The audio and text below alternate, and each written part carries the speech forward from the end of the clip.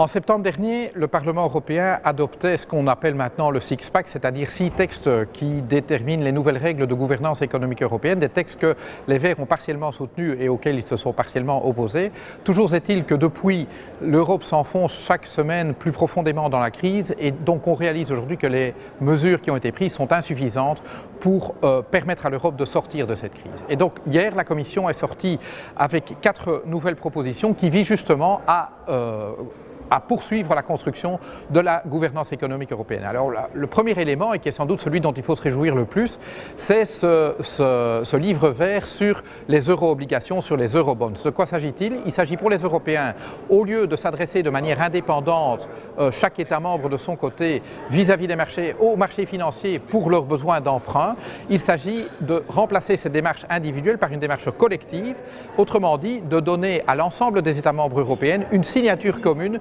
vis-à-vis des prêteurs sur les marchés financiers, de manière à financer la dette publique. Alors, ça ne veut pas dire pour autant qu'il faut maintenir les niveaux de dette publique là où ils sont aujourd'hui, mais c'est clair que nous allons devoir, au premier semestre 2012 par exemple, renouveler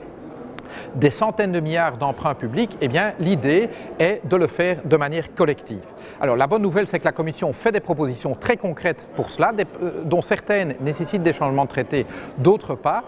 Mais en tout cas, ce sont des propositions qui étaient attendues depuis très longtemps. Le débat est extrêmement animé sur ces questions-là et notamment un des éléments qui est utilisé par les opposants aux euro-obligations, c'est de dire mais quelque part, il y a un problème d'aléa moral dans cette affaire puisque si tout le monde peut, grâce à notre signature collective, emprunter à bon compte, finalement, il n'y aura pas vraiment d'incitant à une forte discipline sur le plan des dépenses publiques. Et c'est pour cela qu'il y a 2 autres propositions qui ont été faites par la Commission. La première devrait permettre à la Commission de passer au crible les projets de budget nationaux avant même qu'ils ne soient déposés par les gouvernements devant leur Parlement. Alors en soi, on peut comprendre évidemment que dans une démarche fédérale, on veut donner des pouvoirs de contrôle à l'instance supérieure pour éviter qu'une entité fédérée, en l'occurrence ici un État membre, ne prenne des décisions qui puissent mettre en péril l'équilibre macroéconomique de l'ensemble de la zone euro ou de l'Union européenne. On peut comprendre cela. Mais le problème qui se pose évidemment est un problème de légitimité démocratique parce que, en réalité, on donne de cette manière à la Commission un pouvoir quelque part supérieur à celui des parlements nationaux sans que cette Commission ne soit de son côté comptable de ses actes devant une autre instance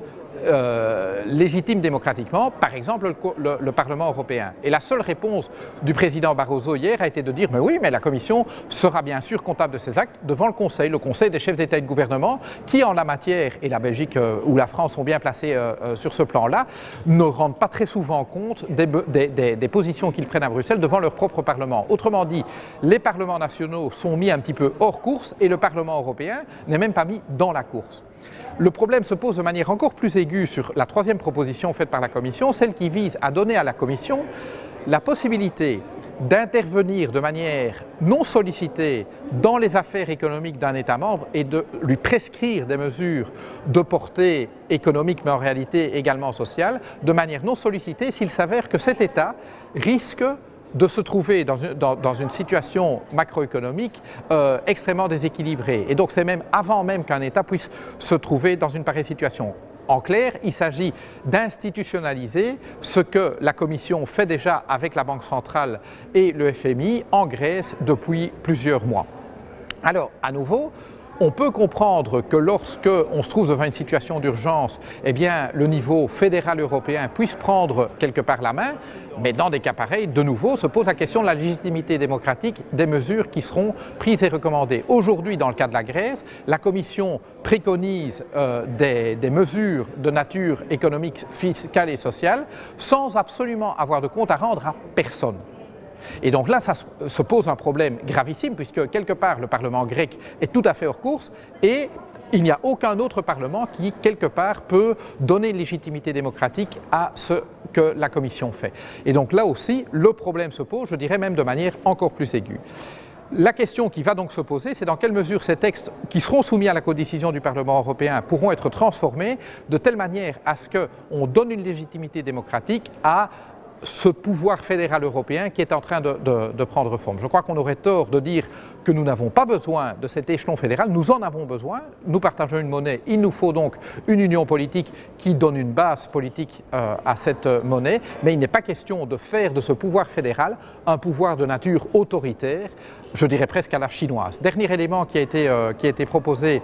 par la Commission européenne hier, c'est ce qu'on appelle son examen annuel de croissance pour 2012, qui quelque part donne la nature de la réflexion économique de la Commission et donc donne une indication assez claire des recommandations que la Commission va aller faire aux 27 États membres dans le courant du premier semestre 2012. Alors là, on a quelque part une situation un peu schizophrénique parce que la version 2011 de ce rapport était un rapport qui grosso modo disait austérité, austérité, austérité et si tout cela n'est pas suffisant, encore un peu d'austérité. Alors aujourd'hui, cette ligne d'austérité est renforcée dans le rapport 2012 et donc on se dit, eh bien on prend une recette qui ne marche pas et on l'aggrave. C'est la mauvaise nouvelle. Mais la bonne nouvelle, c'est l'autre élément qui apparaît dans l'examen annuel de croissance 2012, c'est un volet fiscal, un volet sur les recettes. En tout cas, la Commission semble prendre conscience que pour équilibrer les budgets, il faut travailler sur les dépenses, mais aussi sur les recettes. Et là, ce chapitre est robuste, il est vraiment détaillé quant aux mesures que les États membres devraient prendre pour, par exemple, réduire la fiscalité sur le travail et augmenter la fiscalité environnementale, ou supprimer une série de subsides fiscaux déguisés ou très visibles dans les législations, en supprimant les niches fiscales, débat bien connu en France mais également dans d'autres pays membres, en supprimant également les subsides qui sont nuisibles à l'environnement et ils portent sur des dizaines de milliards par an en Europe. Enfin, elle recommande une lutte accrue contre la fraude fiscale et en filigrane, on lit une volonté d'une intégration fiscale plus forte. Ça, c'est la bonne nouvelle. Et donc, quelque part, on se dit qu'il y a les partisans de l'austérité qui ont obtenu gain de cause dans la rédaction de ce rapport, mais on en voit d'autres qui se sont fait entendre sur le volet fiscal et je dirais même sur la question de la pauvreté. Le débat commence à apparaître dans les lignes du rapport annuel de croissance avec une spécification très claire sur, enfin le rapport attire l'attention sur l'aspect anti-redistributif des mesures d'austérité fiscale qui sont prises pour le moment dans les États membres. Et donc voilà, je pense qu'il y a à boire et à manger dans ce rapport annuel de croissance. Il appartiendra au Vert à la fois au niveau européen et dans les États membres d'attirer l'attention des gouvernements sur ce qui nous semble les aspects les plus progressistes du rapport annuel de croissance 2012. Voilà, suite au prochain numéro, on aura certainement l'occasion d'en reparler.